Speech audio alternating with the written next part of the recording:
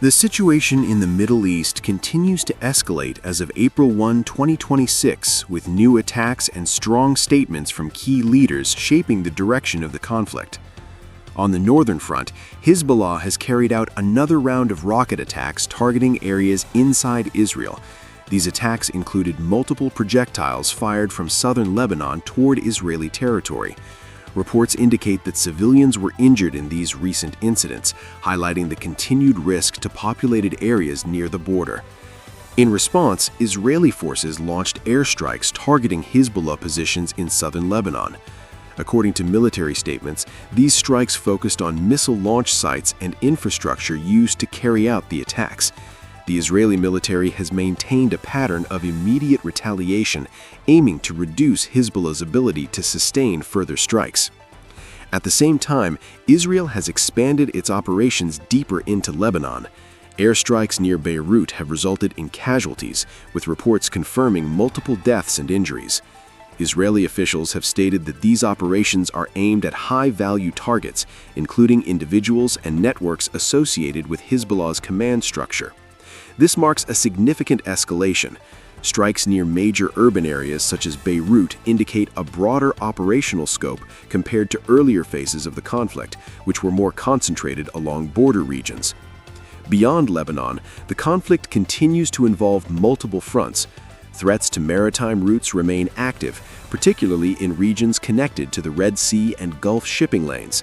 These areas are strategically important for global trade and energy transport, and any disruption has immediate international consequences. The broader military situation suggests that the conflict is no longer contained. Instead, it has evolved into a regional confrontation involving multiple actors with overlapping objectives and alliances. On the political side, statements from leadership have added further clarity and concern about the direction of the war. The President of the United States, Donald Trump, stated that the war could potentially end within 2 to 3 weeks. This suggests a strategy focused on rapid escalation to achieve a defined outcome in a short period of time. At the same time, U.S. defense leadership has emphasized increasing pressure on Iran, signaling that military force remains a key component of the current approach.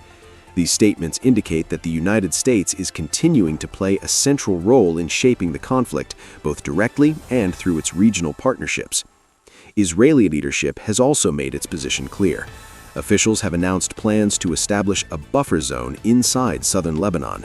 The stated goal is to prevent further cross-border attacks by creating a controlled security area.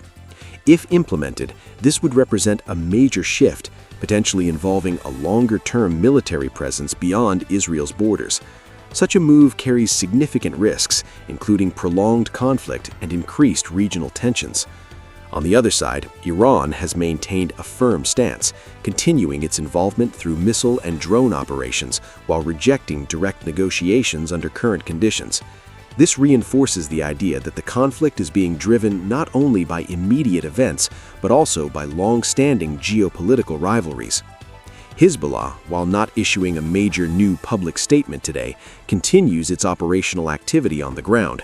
Its actions indicate ongoing coordination within the broader regional alignment supporting Iran. Public reaction across the region remains deeply divided. In Israel, civilians in affected areas continue to face regular security alerts and disruptions to daily life. In Lebanon, concerns are growing about the impact of Israeli strikes, particularly in areas beyond the immediate border zone. Internationally, governments are increasingly concerned about the possibility of further escalation. The involvement of multiple fronts, combined with active military operations and firm political messaging on all sides, has created a highly unstable environment. In summary, the events of April 1 confirm that the conflict is not slowing down. Instead, it is expanding in both scope and intensity. New attacks, deeper military operations, and firm political positions on all sides are shaping a situation that remains unpredictable. The coming days will be critical in determining whether the conflict moves toward containment or continues to grow into a wider regional war.